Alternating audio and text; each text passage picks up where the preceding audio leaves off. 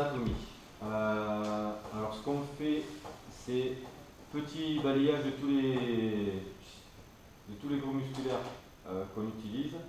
Donc je simule juste sur les machines et j'explique juste les insertions pour comprendre l'histoire de contraction concentrique, excentrique et pliométrique. Il y en a qui n'ont pas compris ce truc-là?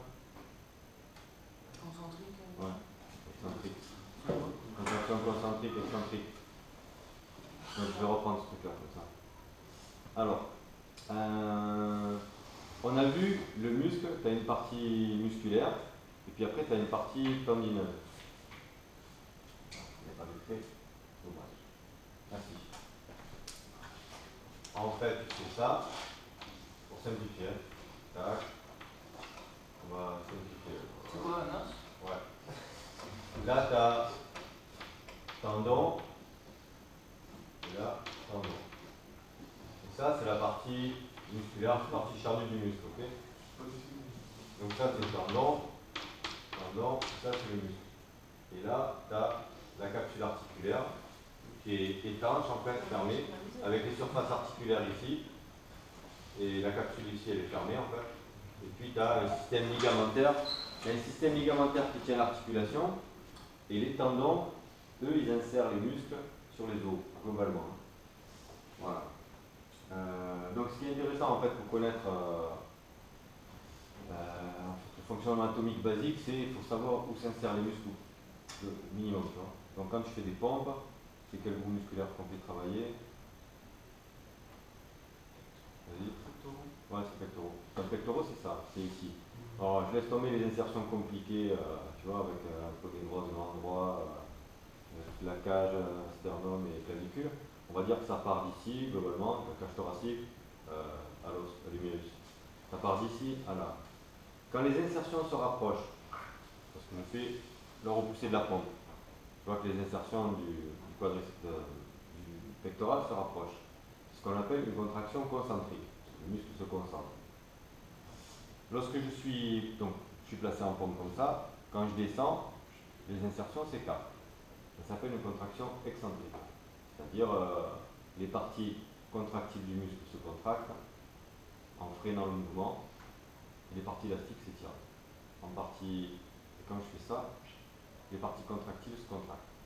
Donc ça c'est concentrique, là c'est excentrique. Et après si je fais des pompes claquées, le mouvement il va faire ça. Il y a à la fois excentrique et à la fois concentrique dans le même mouvement pratiquement. C'est ce qu'on appelle une contraction pliométrique. Voilà. Et quand je reste bloqué comme ça, c'est isométrique parce que les insertions ne bougent pas. Bon, là, globalement, c'est 4 grands types de contractions qu'on retrouve. Tu prends les mêmes insertions au niveau des mollets.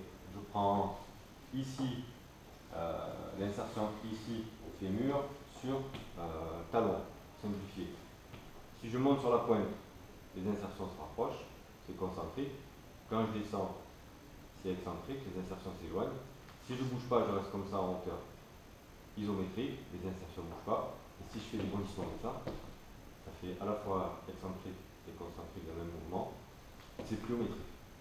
En gros, en sport, dans les sports vraiment explosifs de vitesse, c'est la pliométrie qui entre en jeu. Dans tous les trucs rapides, tu vois. Globalement, tu as un pré-étirement et puis c'est les mouvements efficaces dans les mouvements. Et sinon, c'est globalement des mouvements dynamiques, c'est-à-dire qu'il y a à la fois l'excentrique et le concentrique. Par exemple, c'est le vélo, la course à pied. Globalement, c'est des contractions assez conduites. Tu n'as pas de trucs très explosifs. Puis tu as des sports qui sont beaucoup plus explosifs ou avec des parties plus explosives. Et on distingue aussi les sports cycliques et acycliques. Cyclique, c'est où tu fais toujours le même geste. Course à pied, natation, vélo, des trucs comme ça. La musculation. Et les sports, donc ça c'est les sports cycliques. Et les sports acycliques où tu fais pas le même geste. Les sports co, le combat, tous ces trucs-là. L'escalade, c'est des trucs normalement où tu dois adapter en fait ta motricité au problème que tu rencontres. Donc je ne t'entraîne pas pareil pour les différents types. Le plus simple c'est de s'entraîner pour les sports cycliques.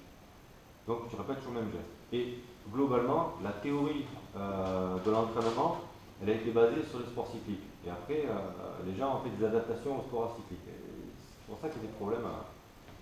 Il peut y avoir des petits problèmes. Voilà. En théorie, les gens fonctionnent par cycle.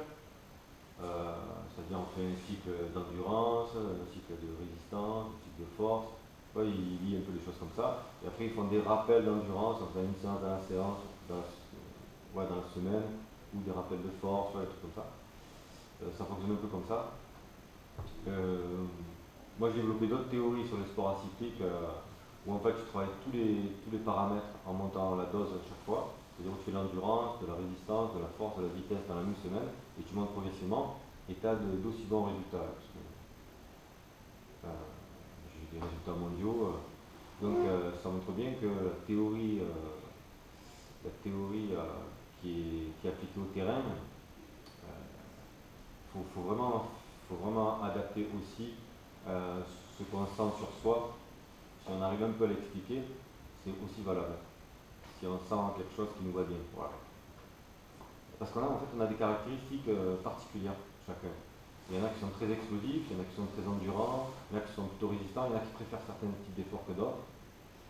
Moi par exemple j'ai toujours aimé le 400 et courir longtemps, 1 heure, même si je le faisais, ça ne me plaisait pas trop. Je sentais que sur le 400, sur le 800, ça me plaisait plus. Des trucs assez courts et par contre des trucs très violents, très courts avec du temps de réaction, ça me posait problème. Parce que je gamberge, je réfléchis avant de partir, j'arrive pas à faire le vide, c'est compliqué quoi. Et ça demande de l'explosivité, une explosivité tellement énorme au départ. Par exemple, j'ai jamais été fort. Par contre, j'ai des copains qui étaient en sport études, des lanceurs, des mecs comme ça. Quand on faisait des tests avec des sprinteurs, ils étaient super rapides. Ils ont l'habitude d'être très explosifs. Donc voilà, on a des qualités, on a chacun des qualités différentes. C'est pour ça que dans le projet en musculation, on a 3 types de projets. On a le projet entretien, le projet volume esthétique et le projet sportif pour que chacun puisse s'insérer là-dedans et développer ce qui l'intéresse. Et ses points forts ou ses points faibles, ou les deux. Je reviendrai après sur les projets. On revient sur l'anatomie. Donc, ce qui est intéressant de connaître, c'est où s'insèrent les muscles, mais globalement, les pectoraux, tu sais que ça va de là à là. Les biceps, ça va, on va dire simplement, de l'épaule ici. Donc en fait, lorsque je vais prendre une charge que je vais remonter, je vais être en concentrique, puisque les insertions se rapprochent, et en excentrique lorsque je freine la charge. Dans le même genre de mouvement, si je tourne les mains et que je pousse dans ce sens-là, je mets en jeu le triceps. Ici, coude, épaule. Donc quand je pousse, quand je repousse la charge, c'est la barre que tu tiens comme ça. Quand je repousse, je suis en concentrique triceps, les insertions se rapprochent, clac, et je freine en excentrique.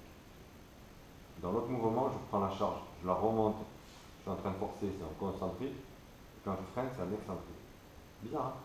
C'est la même forme, mais suivant la résistance, si elle est comme ça ou comme ça, c'est pas le même groupe musculaire qui travaille. Donc en fait, on appelle ça les antagonistes. C'est les muscles qui font le mouvement inverse. Quand je fais ça, il faut que je relâche les triceps, et ça se fait tout seul. Je contracte les biceps pour que le mouvement puisse se faire. Quand je fais ça, je contracte les triceps et je relâche les biceps pour que le mouvement puisse se faire. Les épaules, ce qu'on appelle les deltoïdes, 3 faisceaux de l'épaule à l'humérus, ici devant, latéral, postérieur. Postérieur, c'est intéressant de travailler comme ça. Globalement, ce qui est intéressant de travailler, c'est la partie postérieure pour qu'on remette l'humérus comme ça. Les pectoraux s'insèrent devant sur l'humérus, le grand dorsal s'insère, celui avec lequel tu fais les tractions ou les tirages nuques. En fait, il s'insère sur le bassin, colonne vertébrale, et vient s'insérer devant sur l'humérus aussi. Ça veut dire que tu as des gros muscles, comme l'humérus, le grand dorsal qui vient s'insérer devant. Donc ça va, si tu es tonique, tu as tendance à te mettre légèrement en rotation interne. La rotation interne fait que tu as une tubérosité du l'humérus qui va frotter sous la voûte sous-deltoïdienne, sous le muscle en fait. Tu as des tendons qui vont être irrités. Donc pour ça, on prend l'habitude de travailler épaule basse et d'essayer d'ouvrir les humérus. Pour ouvrir les humérus, c'est le tirage assis. Ouais, le tirage assis. Quand on sort les pectoraux, avec la petite barre ici, je craque. Et ce que je fais, c'est j'essaie de rapprocher les omoplates, tirer les coudes en arrière. Quand je fais le tirage ici, le tirage haut, c'est intéressant. Quand je fais une oiseau, cet exercice-là, je rapproche les omoplates, c'est un truc super intéressant à travailler, c'est même fondamental, il faut vraiment s'habituer à le travailler tout le temps. Les abdos, cage thoracique, colonne, bassin. Les abdos, en fait, tu as le transverse qui tient les organes.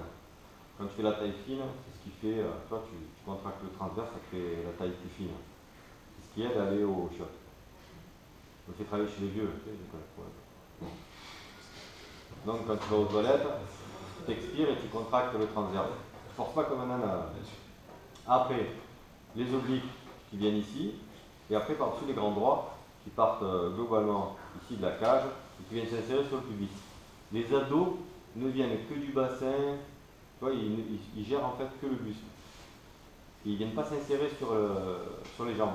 Donc tout ce qui est fermeture jambes-buste, ou buste-jambe, ciseaux, montée de buste, pied tenu, tout ça, ça fait rentrer un groupe musculaire qu'on appelle le psoas iliaque. Enfin, c'est pas grave si vous ne retenez pas, mais vous savez que quand vous montez la jambe ici, les structures que vous sentez, donc c'est un muscle qui part des humérus, qui vient sur le bassin, et à l'intérieur du bassin, il vient se fixer sur les quatre lombaires ici. Donc en fait, quand tu travailles pied tenu, tu as les abdos, ils bloquent au début, voilà, tu fais remonter, c'est tout ça qui travaille et qui tracte le buste, et au bout d'un moment, quand les abdos ils commencent à lâcher, lui il continue à tracter, donc il te fait cambrer, il te tire à partir de lombaire, et c'est pour ça que tu as des pincements de disque, et tu vas avoir des problèmes après. Ce que ça provoque, cette tonicité de ce groupe musculaire, c'est que ça, comme ça s'insère ici, s'insère sur le bassin, ça a tendance à te tirer le bassin comme ça, ça te met le cul en arrière. Donc en fait, cette histoire de cul en arrière, ça va te faire des creux au niveau du dos, ce qu'on appelle une lordose. Ça, c'est la bosse qui est là, c'est une kyphose, ça c'est une lordose. Donc ça va accentuer la lordose, le creux. Donc tu as les disques qui vont être pincés, tu vois, les disques intervertébraux vont être pincés, ils vont avoir tendance à, comme tu es pincé comme ça, ils vont avoir tendance à sortir. Donc là, tu es pincé comme ça, ils vont avoir tendance à sortir vers là. Tu es pincé comme ça. Donc en fait, ce qu'on fait, c'est qu'on essaie de limiter les courbures. Donc pour limiter les courbures, on agit sur le bassin.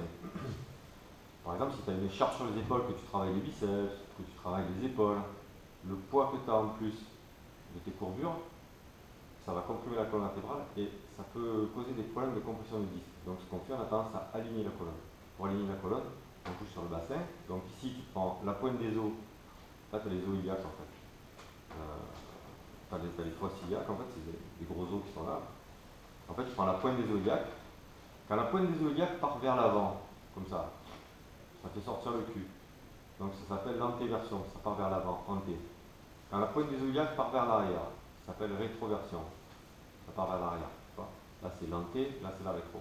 Les muscles de la rétroversion, quand je contracte le ventre, si je rentre le ventre et que je serre les fesses, je suis en rétroversion. Si je contracte le dos et que je contracte les muscles ici, ou simplement que je contracte le dos, je relâche le ventre et les fesses, j'ai tendance à avoir le cul qui part en arrière.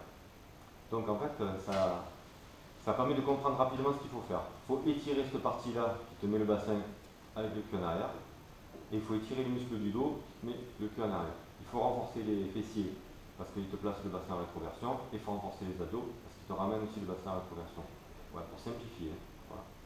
Donc le truc c'est, je travaille l'épaule basse, je rapproche les omoplates, je rentre le ventre, je serre les fesses. La position basique avec une légère flexion des jambes pour pouvoir travailler sur le bassin. Si vous travaillez jambes tendues, c'est au niveau du dos que ça va se passer. Donc je fléchis les jambes et après je travaille fesses serrées, ventre rentré. Je continue les gros musculaires. Donc on a vu dans dorsaux, les dorsaux hauts qui permettent de fixer les omoplates,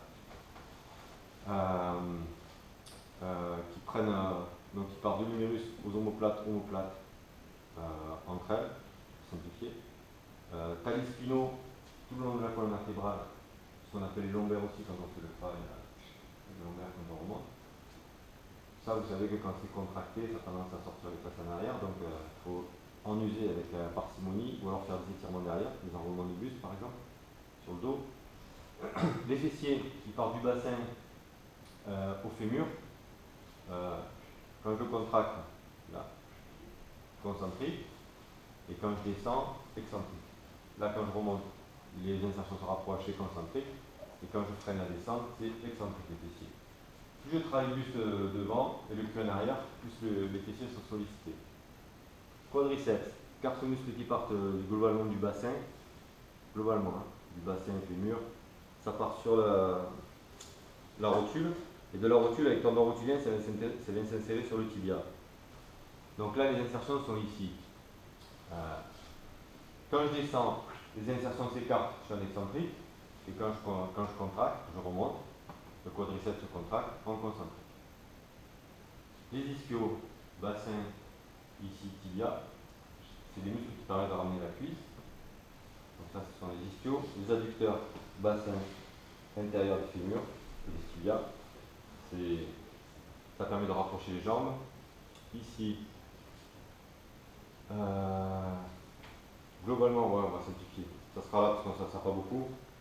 C'est fasciolata, on simplifie. C'est les abducteurs, ce qui permet de monter la jambe latéralement. Voilà. Qu'est-ce qu'il y a d'intéressant comme muscle? Ah oui, au niveau des mollets, on a vu tibia talon avec tendon d'Achille, solaire ici, c'est-à-dire les muscles qui permettent la station statique et la marche lente, et les jumeaux ici qui sont plus dynamiques, c'est-à-dire les deux boules que vous avez ici. Donc quand je monte sur la pointe des pieds, contraction concentrique, quand je descends, excentrique, quand je fais des sauts sur place, pliométrique, et quand je reste comme ça, isométrique. Est-ce qu'on a tout vu? Les trapèzes, ceux qui travaillent les trapèzes, cervical, partie de la colonne dorsale, sur les omoplates. Donc quand je monte les épaules par exemple, je travaille les trapèzes, je fais des rotations, voilà. Ou vous pouvez combiner le travail de trapèze avec le travail des deltoïdes.